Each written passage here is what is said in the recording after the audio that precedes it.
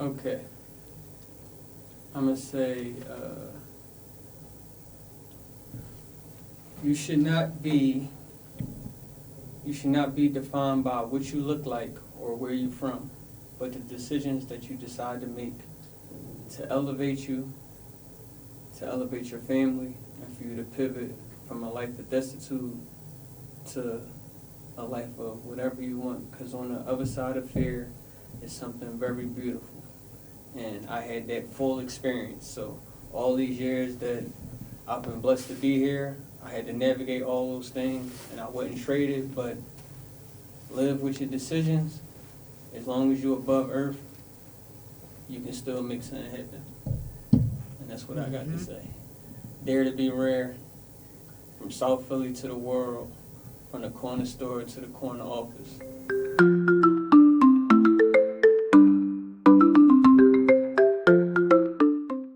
My name is Donald Thige. This is Crimson Courage, where we have talk about stories of warriors, experiences of people. And today we're just going to roll and have an amazing conversation. I have a guest, Karibu Sana. Welcome. Yes, I'm here. Appreciate the welcome. So just tell us about yourself. And just let's rumble. Okay. So my name is Kajuan Thorpe, by way of Philadelphia, and I am the owner and creative director at Rare Geneticz clothing. The name Rare Geneticz was derived from me being born with sickle cell anemia, so through my clothing brand, fashion label, I raise awareness for sickle cell anemia patients and developments as well as at-risk youth in my neighborhood. You're doing a lot, but you're in the right platform. So this is Crimson Courage. So let me start by asking you, what's your understanding of sickle cell? My understanding of sickle cell would be a genetic disorder or mutation, which I honestly, now that I'm older, I try not to look at it like is a bad thing. Oh. I look at it more of like it's a gift, and it's like a silver lining within it. So with me going through what I go through with sickle cell, I feel like it helped build character. And it gave me resilience, and it gave me patience. So at the end of the day, it's sickle cell, but it can be dual meanings and understandings to it. Yeah, I think so. And I've come to learn this by interacting in this space where we create content, not just describing sickle cell, but saying that it's a strength. Yeah. So talk to me about your family and you living in this condition. When did you come to know you're a warrior, you've got sickle cell? So from the knowledge that I had from my parents, I was diagnosed with sickle cell at the age of 3, where if I was in a house, I maybe was going through a crisis. Okay. I'm a kid. My parents wasn't familiar with why I was screaming maybe for hours on end, so they decided to take me to the hospital, where that was a long time ago. I ain't going to tell you my age, but We can guess. Yeah. Well, I'm younger than him. Right, you can do that. Yeah. So a lot of the research and development for sickle cell wasn't started yet. Or a lot of the signs for sickle cell wasn't like a red flag, so it was kind of hard to determine what exactly was wrong with sickle cell patients around that time. That's interesting. So 3 years old, and your parents, did they have an idea what's happening? Did also the pediatric or the doctors know what's happening? I feel like once I got there, so the sickle cell community in the 80s wasn't as big as it was now. It wasn't as much research towards it.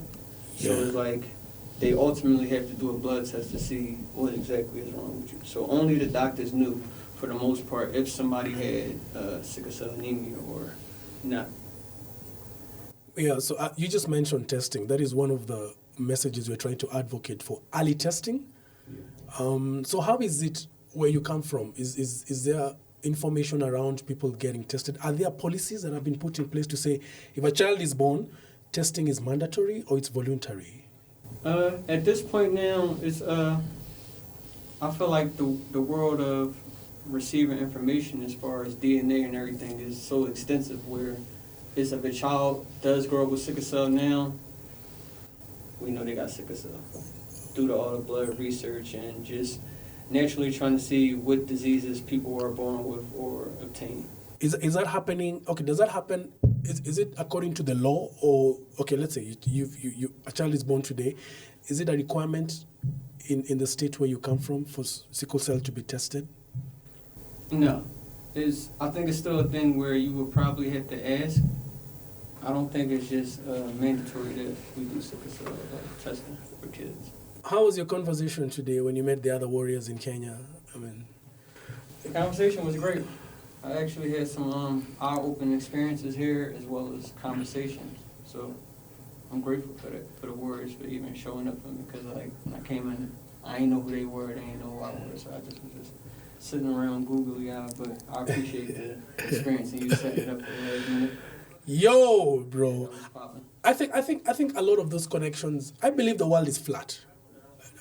Yeah, it's true. I mean, but what I'm saying is borders don't separate us. The experiences are the same. When you met them, I mean, they were just young girl, beautiful young men, and the conversation was there. The experiences they have with the healthcare system, trying to get something done for them career-wise, to afford medication for their condition. How is that for you? And how did you get into business and to do what you do? Maybe you can transition to that. All right, so you saying how did I start the brand, or what made Yeah. How did you start the brand? What made you start the brand? What is it? All right, so naturally I come from a fashionable family where like one of our good qualities is that we dress very good. Yeah, I saw your auntie. She makes good dresses. Right.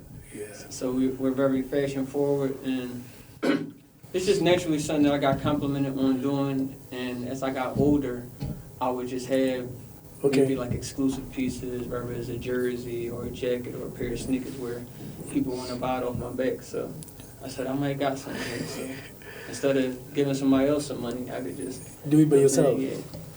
So it ended up naturally coming full circle for me starting my brand. Because before that, I was kind of doing music management, so I always intertwine all those things because music, fashion for us is kind of fully integrated. I've seen your cloth line. You dished out gifts to people. I didn't get anything, by the way. Yeah. I think when you're older, people write you off easily, which is okay. Fine. He's promised me something. Now it's on camera. Yeah, I got you. So, talk to me about your creative self, because you're creative. I mean, you don't just jump into a niche like fashion design, music, cloth line. Your passion, your hobbies. I mean, what do you love to do? So naturally, I'm a movie goer. For people that don't know that, I go on movie like dates big screen? by myself. Yeah, like I'm like a big screen fanatic / fashion and music enthusiast. So all those things just came to me naturally. I guess I could say due to my household, my neighborhood. Yeah. And the era that I grew up in, it was like heavily hip hop influenced. Yeah. So you get all that intertwined and you get me. So when I was growing up, I wanted to become a footballer. I mean, that's what I wanted to become. And most of the experiences we have here in Africa, because of opportunity, you realize you gotta switch to something because you have to sustain yourself. Yeah. So is this what you wanted to do? Is this what drives you crazy? Just designing, creating stuff that people wear, listen to? Yeah. So I feel honestly, I think if you up in the middle of the night and it's something that keep you up, that's like a passion of yours. Outside of just like things that you might want to do and check off your list of maybe bucket goals lists in life. If something naturally keeps you up at night and you can't sleep and it's like, all right, this is something that I want to do, it's like divine intervention. And it's going to constantly like beat you in the head until you wake up one day like, all right, this is my thing, this is what's bothering me, and this is what I need to tackle. I think I resonate with that because I realize when things come to my head and I don't implement them, they drive me crazy, you know? Like I draw, and sometimes the image will stick in my head like forever until I start penning it down. Right. So, and I think one of the messages I like to demystify is people ask me, how did you get your passion? I did engineering. So they're like, how did you get into this? Who taught you how to edit? Who taught you how? And I'm like, when I'm in the space, I just float. Just put a fish in water. Yeah. Who taught a fish to swim? It's a magnetic feeling. So Yeah. it's part of your gene set, and it's part of your DNA to whatever is embedded in you, and just things that you're naturally good at. Just give it a try, whether it's 2 times, 5 times, give it a try until you get it right. And another thing I learned about the conversation is failure as part of success, because I don't think you're here or you're doing what you do because that is the first design you made and everyone kicked off. So talk to me about what you're not telling. How many clothes did you trash? How many ideas did you trash to get here? And what is failure to you? You know? How many ideas and designs I've scrapped? Yeah. And ideas and designs that I got on the back burner is too many to name. So how my creative process works is whatever I'm gravitating towards the most, it's kind of like a rapper, like whatever feeling that I'm in or whatever pocket that I'm occupying, whether emotionally or spiritually, it kind of bleeds out into my design. So that's kind of like, it's like an artist with a canvas. Instead of me just taking it out and just putting me in a bad space or, you know what I'm saying? Yeah. Just getting me in trouble. I kind of lean towards that and make it purposeful. Okay, so, and we met because you made this amazing trip to Kenya. Is this your first time to come to Africa? This is my first time physically being here. This is not my first time spiritually. As I walk the streets of Africa, as I drive around, it's like second nature. It's like I belong here. So there's not nothing that's unnatural about being here. I feel like I'm in South Philly. Awesome. Any comparisons between the two? The people? What do you call it? Food, people? It's food everywhere. Really? On the street? I'm a foodie. I'm in my vegan. I'm in my vegan diet right now. In my vegan diet bag, as we say back home, in that bag. It's called what? Bag. So what does that mean? In your bag is your aesthetic or is your emotion that you in on. Is what type of time that you on. Okay. You know what I'm saying? So it's basically like you navigating whatever your aesthetic is. So what's your vegan diet like?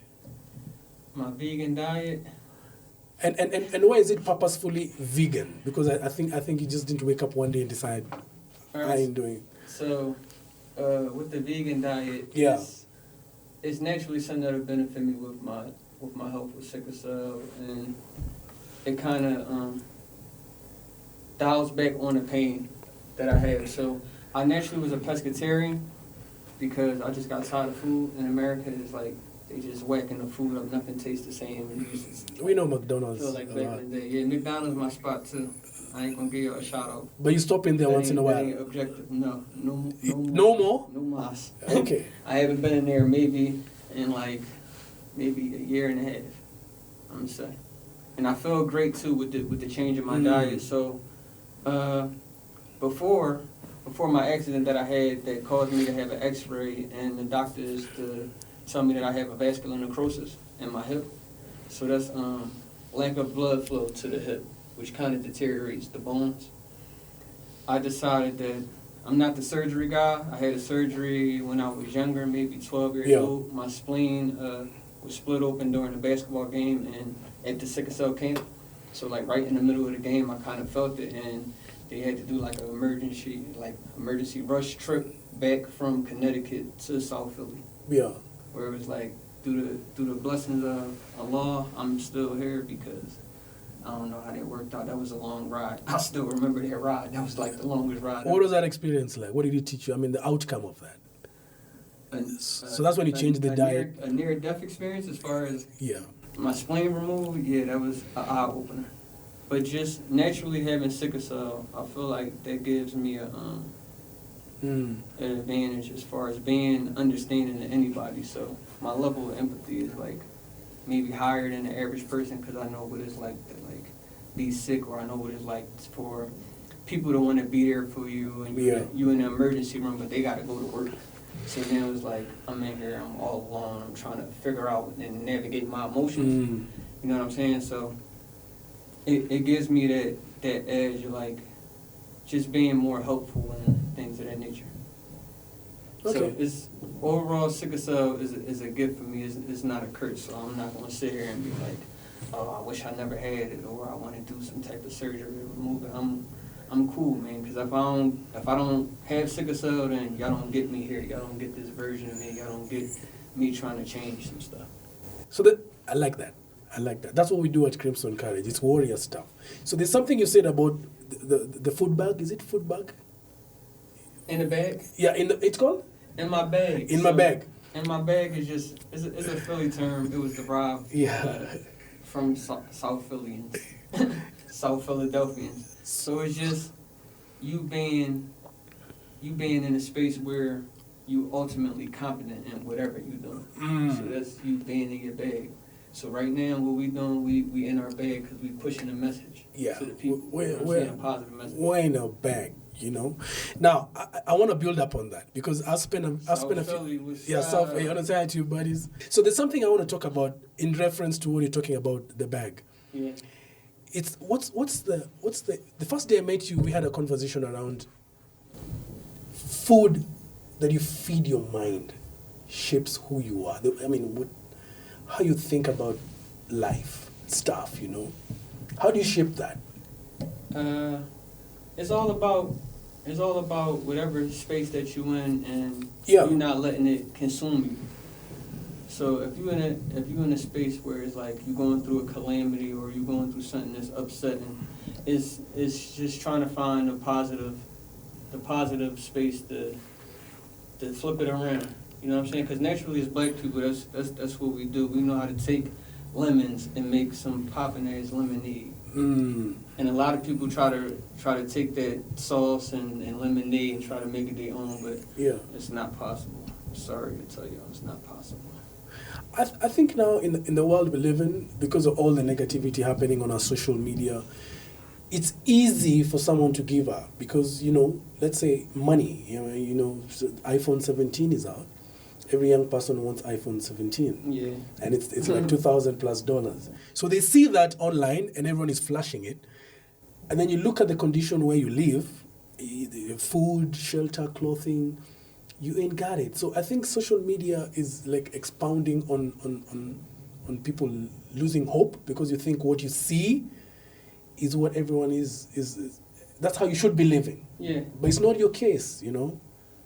So that's like a mental space that you occupy where like you think everything's supposed to be instant oatmeal and there's just your process of whatever goal you're trying to obtain or a dream that you want to pursue is just it got to work in 5 minutes. Yeah, I mean that's not how it worked in the culture of us. I feel like we've been pigeonholed so much. Like nothing happens in 5 minutes. Nothing happens in 5 years. My brain is 8 years old, and I've been in spaces where it's like, all right, do I want to stop the brain? Is people copying the brain and trying to do their own reenactment or whatever I got going on that it just naturally puts you in the space of art. So like I quit, but I don't have it in me. So if it's going to take 10 years, if it's going to take 20 years, I'm here to stay. My brain is here to stay because it's a gap that I'm bridging between my people and the have-nots and the have-gots and being in destitute and elevating from there. So that's Rare Geneticz is more than just you just putting on clothes. It's eight years old. Yeah. That's a baby walking and running. So that I know it takes. Fly. Welcome, make it happen. I think you already have the vision in you. I'm curious as a creative is before something is presented as a product. Are you designing? Are you the one who designs this? I like your pants, man. I mean, if I could strip them off and give you what I'm wearing, I got a pair for you. I hope so because it doesn't have. This one's ain't going back to Philly. Yeah. They gonna have to pry me from the soil to get me back on this airplane. No problem. We give him a towel. Coming right back. Or a shuka. Shuka just a lesso. The design process. Talk to a creative, someone who wants to start something because it's idea, you sketch it. Tell me how you do that before it comes to what I'm looking at and craving at. Okay, so my design process works maybe from archive pieces. So it could be I can be in a vibe of, I might be reworking an archive piece that might have came out in 1980. Or I might be doing a piece where I got influenced by Mitchell and Ness because I did some... Who? Sorry? Mitchell and S. It was Who's that? a Jersey brand, maybe in the early 2000s. Okay. And I did some interning there where I just learned kind of my way around fashion and domain. Oh, okay. I ain't fully work out all the kinks, but just to know how to get the message out to the people through your brand. Okay. So that's what I naturally picked up from there. So my design process is kind of, it's not one dimensional, it's kind of all over the place. It just come together and form something beautiful. So when you see the pants or you see the socks, I like the pants. I like the socks too. See a hat decision I made and try to rework it or just put my own twist to it, or just something that I just came up with, you know what I'm saying? Divine intervention. Like, I pull it from the sky, you know what I'm saying? And the big fella, he helped me deliver on it. When people see it, like, damn, you pull something like that out of hat? Like, no, it's meant for me to do it, and this is what I'm going to be doing. So what we're saying is, it is in you. You have the potential to produce Rare Geneticz. It's called Rare Geneticz. Okay. To do what I'm doing. Talk about, grow that. Rare Geneticz. Why? What is that? How did that come about? This inspiration? RG. It's, RG. Yeah. Dare to be rare. So the name is just, I've had a few names for the brand before I actually decided to execute on any design or any paperwork filing to be like, all right, this is my brand that's attached to me, this is my intellectual property. But the brand can mean a slew of things. It could just mean you being you. It could mean you fighting adversity. It can mean you wearing something and stepping outside of the box, or just doing things in a place where you might be from where they're not familiar with it. It's unfamiliar to them. I like that. Whether it's traveling, whether it's the type of food that you eat, the kind of people you want to conversate with, or just the level of elevation that you choose to move towards. Do you know what comes to mind when you talk about, now that I've listened to you talking about Rare Geneticz, you've turned condition sickle cell, and I'm thinking genetics now should be the mind. I mean, genetics can mean the mind. It's right. It's an internal thing. It's internal. So whether it's DNA, whether it's mental, whether it's spiritual, I love whether that. it's in your heart, no matter what it is, that's being rare. And that's in your genetics. Can't nobody take it away from you. Nobody can take it away from me. We want to see Rare Geneticz brand in Africa. Now, I'm working on that now. I'm working on a pop-up shop as we speak. Really? Yeah. Awesome. So Let's talk. Not this trip, maybe the second trip that I get here, y'all will see me. I will have a pop-up shop. I will be bringing some of my fellow Philadelphians here to the city, and we could just share our ideas and just vibe out and talk to each other and come up with a conclusion of how we gonna get ourselves in front of the 8 ball, not behind the 8 ball. I like Shout that. out to 8 Ball, 28th Street. Who's that? Is that where you live? Yeah, that's where I'm from. The Grace Ferry area, South Philadelphia. It's called the Road, 28th Street. So shout out to y'all. Shout out to everybody actually that helped me get to this point. All the women that helped cultivate me, my attitude, and just how I carry myself, just protecting me, everything and everybody. I appreciate y'all. And I'm here. I'm home. Welcome home. The earth is my turf. I love that. The world is your playground. Exactly. And I think let's talk about people who make us, or people who get you here, because you don't make yourself. People get you there. Are there these specific people who just light up, who say they believed in you, and got you? Tell me about that and just mention them. Well, it's an old saying that it takes a village. Yeah, to raise a. Yeah, so I'm here through a village of close-knit family and people that just making sure I had all the resources that I need and the mental space. And I want to give a shout out to my mother and grandmother, Kajuan Thorpe, because she passed away too in 1996, but some of her words still speak to me that she left with me. So it's like, you got something to do. You feel me? You got a mission while you're here, and you got to complete that mission, and that mission has to be selfless. It cannot just be about you. And that's where I pull all the joy from, and everything that I got going on right now is for the purpose of the people through myself. Community is important. Now, have you seen anything in the space that you've landed in Africa that is inspiring you to incorporate in your design? Have you seen anything and you're like, my goodness, I want to try that? I've met so many pattern makers and manufacturers since I've been here, where I'm just naturally inspired, because I want to be able to take whatever our aesthetics is from here and incorporate it in my brain and take it to my city, so people can have an understanding of what's going on, and we can kind of find a way back to where we're from, whether it's healthy eating, whether it's clothing, whether it's music. We've been stripped from a lot of things.